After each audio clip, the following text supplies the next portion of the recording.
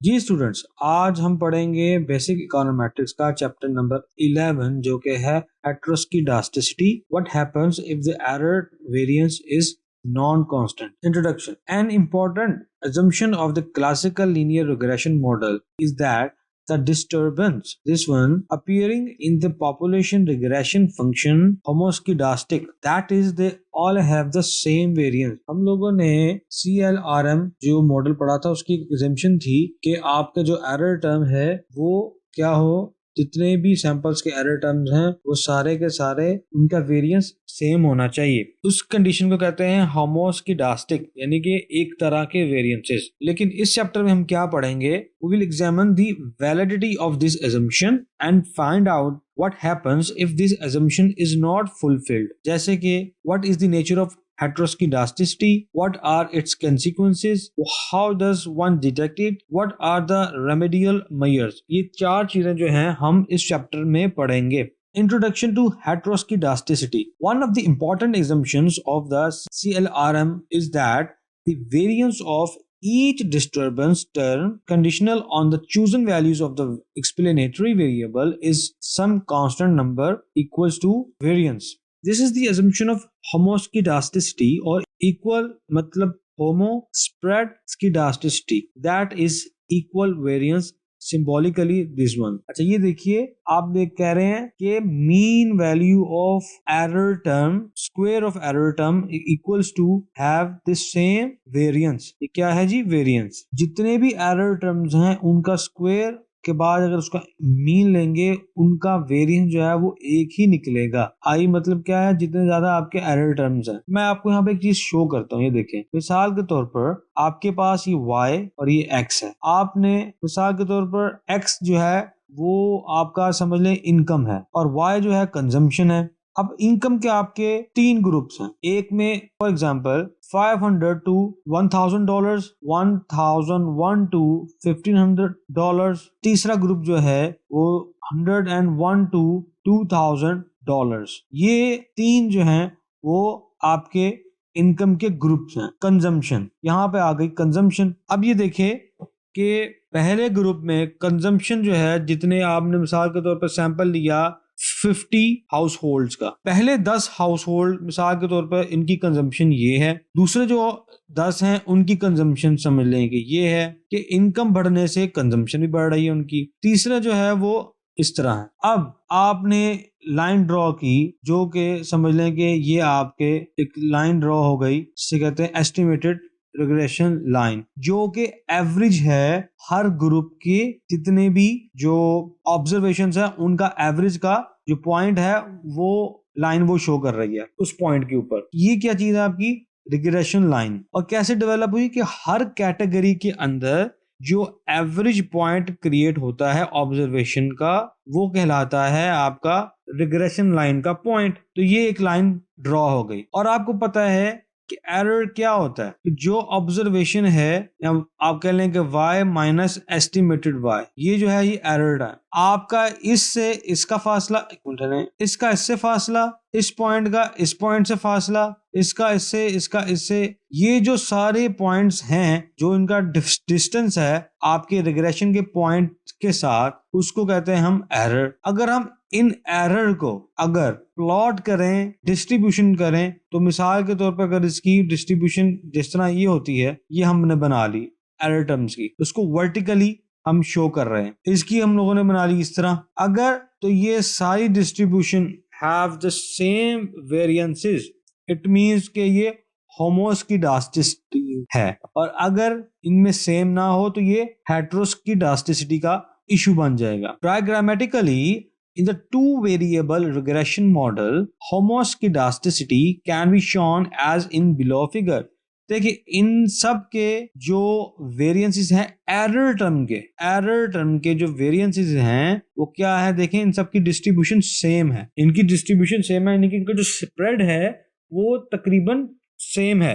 तो मतलब ये हुआ कि एरर टर्म का जो वेरिएंस है वो सेम है for each and every point. In contrast, consider below diagram which shows that the conditional variance of y increases as x increases। देखें सेविंग अगर हम यहाँ पर लेके देते हैं मिसाल सेविंग की और इनकम की, जैसे जैसे वो कह रहे हैं कि आपकी इनकम बढ़ रही है, आपका जो एरर टर्म का स्प्रेड है वो ज्यादा हो रहा है। आपके एरर टर्म की जो ये डिस्ट्रीब्यूशन देखें, इसका स्प्रेड कम है। जैसे जैसे इनकम बढ़ती गई, स्प्रेड जो है वो एरर टर्म का वो ज्यादा होता गया। तो ये आता है हेटेरोस्किडास्टिसिटी का इशू।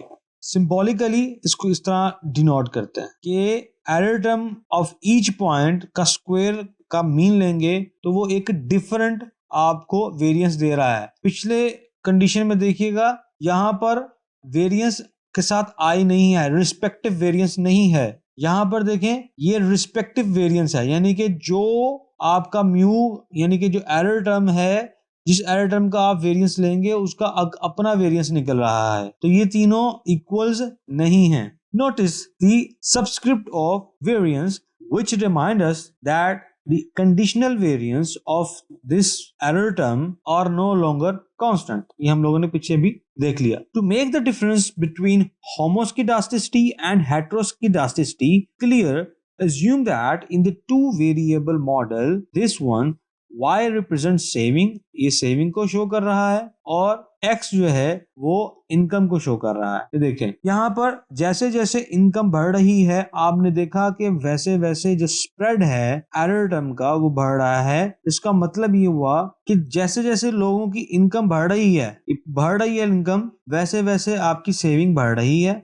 ये तो एक रिलेशनशिप हो गया। मगर एक और चीज कि इनके दरमियान जो वेरिएबिलिटी है वो भी बढ़ रही है। इसमें वेरिएबिलिटी कम थी, यहाँ पे और बढ़ गई और यहाँ पे और ज्यादा हो गई। कि रिलेशनशिप तो उसने डेवलप कर दिया, मगर जो डाटा के अंदर वेरिएबिलिटी है वो भी बढ़ रही है। अब हम बात करते हैं reasons of heteroscedasticity. There are several reasons why the variances of error term may be variable, some of which are as follows. As people learn, their errors of behavior become smaller over time। जैसे जैसे एक शख्स सीखने के अमल से गुजरता है, वैसे वैसे गलती करने का जो उसका रुझान है कम हो जाता है। यानी कि जितना ज्यादा एक्सपीरियंस बंदा होगा उतनी गलती के चांसेस उसके कम होंगे। In this case variance is expected to decrease. जाहिर बात है जैसे जैसे आपका लर्निंग प्रोसेस आप उसमें से गुजर रहे हैं, आपके गलती के चांसेस कम हो रहे हैं, तो आपका जो वेरिएंस होगा वो भी एरर टर्म का वो कम होता जा रहा है। As an example consider in below figure which relates the number of typing errors made in a given time period on a test to the hours put in typing practice. As the number of hours of typing practice increases, the average number of typing errors as well as their variances decreases. ये देखें आपने hours of typing practice एक तरफ रखी और दूसरी तरफ typing errors है। जैसे जैसे ये बढ़ रही है आपके एरर जो है वो कम हो रहा है। जितना ज्यादा आप प्रैक्टिस करेंगे आपका एरर जो है वो कम हो रहा है। ना सिर्फ आपका एरर कम हो रहा है जबकि उसके वेरिएंसेस भी गिर रहे हैं। यहाँ पर देखें एरर आपका कितना था, इस तरफ पॉइंट पर था, यहाँ पर आपका एरर कितना आ गया और कम हो गया। यहाँ पे अगर आपका एरर ड्रा करेंगे तो ये आ गया, यानी कि आपका एरर जो है वो टाइपिंग एरर कम हो रहा है जैसे जैसे आपका टाइपिंग प्रैक्टिस बढ़ रही है। मगर इसके साथ साथ आपने वेरिएंस देखा है कि वेरिएंस कितना हद तक कम हो रहा है। वेरिएंस पहले ज्यादा था वो और कम हो गया प्रैक्टिस के साथ, और वो मजीद कम हो गया प्रैक्टिस के साथ। दूसरी condition, as incomes grow people have more discretionary income. Discretionary income क्या होती है? ऐसी इनकम का पोर्शन जो कि आपका स्पेंडिंग और इन्वेस्टमेंट के बाद रह जाए, या इवन के टैक्स के बाद जो रह जाए, जो पोर्शन आपका रह जाता है, या जो आप सारी एक्सपेंडिचर्स कर लिए, आप टैक्स दे दिए, आपने जो इन्वेस्टमेंट करनी कर दी, जो रह जाता है वो डिस्क्रिशनरी इनकम कहलाता है। And hence more scope for choice about the disposition of their income. Hence variance is likely to increase with income. Thus in the regression of savings on income, one is likely to find variance increases with income because people have more choices about their savings behavior. Similarly, companies with larger profits are generally expected to show greater variability in their dividend policies than companies with lower profits. Also, growth oriented companies are likely to show some variability in their dividend payout ratio than established companies.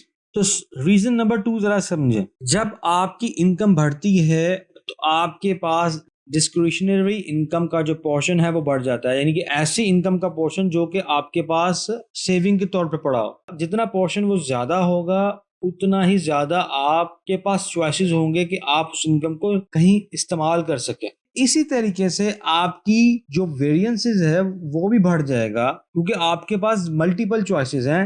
जितनी saving आपकी ज्यादा उतनी ज्यादा आपके पास multiple options होंगे कि आप उस सेविंग को कहीं लगा सकें। तो क्या हो रहा कि इनकम बढ़ने से सेविंग भी बढ़ रही है और वेरिएंस भी बढ़ रहा है। अब हम इसकी मिसाल लेते हैं कंपनीज की। जो कंपनी जिनके प्रॉफिट लार्ज हैं और जाहिरी बात है उनकी अगर जो डिविडेंड जो उन्होंने शेयर होल्डर्स को देने हैं पैसे, उनके लिए बचने वाला पैसा भी ज्यादा होगा, यानी कि वेरिएबिलिटी उनके पास ज्यादा है बनिस्बत उनके जिनके पास प्रॉफिट ही कम है। जिन कंपनीज का प्रॉफिट कम है तो उनके पास थोड़ी चॉइसेस हैं कि वो डिविडेंड की पॉलिसी को मुरतब कर सकें, उसको बना सकें। इसी तरीके से जो कंपनीज ग्रोथ ओरिएंटेड होती है वो बहुत ज्यादा वेरिएबिलिटी शो करा रही होती है अपने डिविडेंड के पे आउट करने में, क्योंकि उन्होंने ग्रो करने के लिए ज्यादा उनको डिविडेंड देना पड़ेगा शेयर होल्डर्स को, तभी जाकर वो ज्यादा इन्वेस्टमेंट करेंगे और कंपनी ग्रो करेगी, उनको फंड्स मिलेंगे। तो जितनी ज्यादा आपके पास इनकम है उतनी सेविंग हो गई, जितनी ज्यादा सेविंग है उतने ही ज्यादा आपके पास उसकी वेरिएबिलिटी ज्यादा हो गई कि आपने जो सेविंग्स है उस पोर्शन को कहाँ लगाना है, आपके पास उसकी जो डिस्पोजिशन है वो भी ज्यादा, उसकी जो चॉइसेस है वो ज्यादा हो गई। तो ये देख रहे हैं आप कि सेविंग बढ़ रही है, इनकम बढ़ रही है और साथ साथ आपकी जो वेरिएबिलिटी है वो भी बढ़ रही है। As data collecting techniques improve, variance is likely to decrease. Thus, banks that have sophisticated data processing equipment are likely to commit fewer errors in the monthly or quarterly statements of their customers than banks without such facilities. बाज औकात जो data collection की techniques है अगर हम वो improve कर लें तो क्या होगा कि आपका जो वेरिएंस है वो कम हो जाता है, यानी कि आपने अपना डाटा जो कलेक्ट करना है उसकी जो टेक्निक्स है, जो उसके टूल्स हैं, वो अगर आपने अच्छे से यूज करना शुरू कर दिए तो उससे भी आपकी डाटा की जो रिलायबिलिटी है वो बढ़ गई, उसकी वेरिएबिलिटी जो है वो कम हो गई। जितना जितना आपने टेक्नोलॉजी को इम्प्रूव किया डाटा कलेक्शन की, उतना ही ज्यादा आपकी वेरिएबिलिटी डाटा की कम होती गई, तो हेटेरोस्कीडास्टिसिटी का इशू आ जाएगा। So banks that have sophisticated data processing equipments are likely to commit fewer errors in the monthly or quarterly statements of their customers than banks without such facilities. तो यही वजह है कि जो बैंक्स हैं अगर वो अपने कस्टमर के डाटा को प्रोसेस करने के लिए जो इक्विपमेंट यूज कर रहे हैं वो जितना ज्यादा सोफिस्टिकेटेड होगा तो क्या होगा, उस डाटा की रिलायबिलिटी ज्यादा होगी, उसमें वेरिएंस कम होगा, तो क्या वो ज्यादा रिलायबल यूज किया जाएगा उसकी एस्टिमेशन के लिए as compare to those data that are collected by the banks with less productive और less effective data collection techniques. तो इसलिए इन दोनों की डाटा की जो वेरिएंस है उसमें आप में तब्दीली देखेंगे कि एक में वेरिएंस ज्यादा है और एक में वेरिएंस कम है। तो वेरिएंस कम किसका होगा, जिसका ज्यादा अच्छा डाटा कलेक्शन की टेक्निक होगी।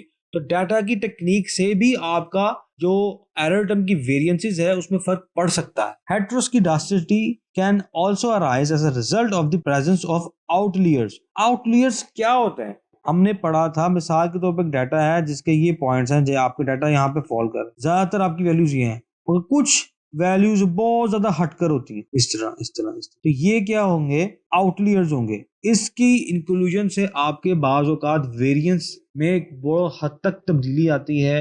बाज़ औक़ात इस आउटलियर्स की वजह से आपका एवरेज जो है वो डिस्टर्ब हो जाता है। तो ये चीजें आउटलियर्स हैं, ये भी आपकी एस्टिमेशन को बहुत ज्यादा खराब कर सकते हैं। बाज़ औक़ात ये बहुत लार्ज भी होता है, बाज़ औक़ात ये बहुत हटकर कम भी हो सकते हैं। तो दोनों सिचुएशन पाई जाती हैं। बाज़ औक़ात ये आउटलियर्स जो हैं ये मुख्तलिफ सैंपल से भी आ जाते हैं, मुख्तलिफ पॉपुलेशन से आ जाते हैं, जिसकी वजह से आपका सैंपल्स की जो ऑब्जर्वेशन है वो सारी डिस्टर्ब हो जाती है। याद रखिएगा आउटलियर्स जो हैं ये ज्यादा इफेक्ट करते हैं जब आपका सैंपल जो साइज है वो कम हो। ठीक है, सैंपल का जो साइज है अगर ये शॉर्ट हो, स्मॉल हो, तो क्या होगा, आउटलियर जो है ना ज्यादा ज्यादा इफेक्ट करेंगे, या कह सकते हैं कि बिग चेंज कर देंगे। ठीक है जी, ये बिग चेंज ले आएंगे। तो डाटा के सैंपल साइज के ऊपर भी डिपेंड कर रहा होता है कि ये किस हद तक आपके रिग्रेशन के एनालिसिस को अफेक्ट करेंगे। जी एग्जांपल देख लेते हैं इसी पॉइंट की।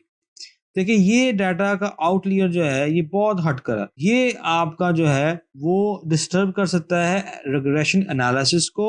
इसकी वजह से आपका डाटा जो है ना होमोस्किडास्टिसिटी का एजम्पशन को पूरी नहीं कर पा रहा होगा, तो आउटलियर्स की वजह से भी हेट्रो का इश्यू आ जाता है। अब रीजन नंबर 5 देखते हैं।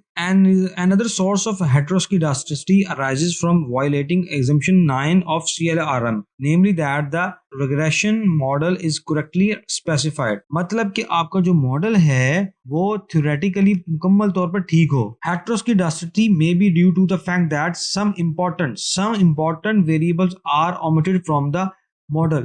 बाज़ औक़ात ऐसा होता है कि आप अपने मॉडल में जो अहम वेरिएबल है उसको इंक्लूड नहीं करते, जिसकी वजह से हेट्रो का इशू देखना पड़ सकता है। मिसाल के तौर पर आपने एक डिमांड फंक्शन लिया ऑफ अ कमोडिटी।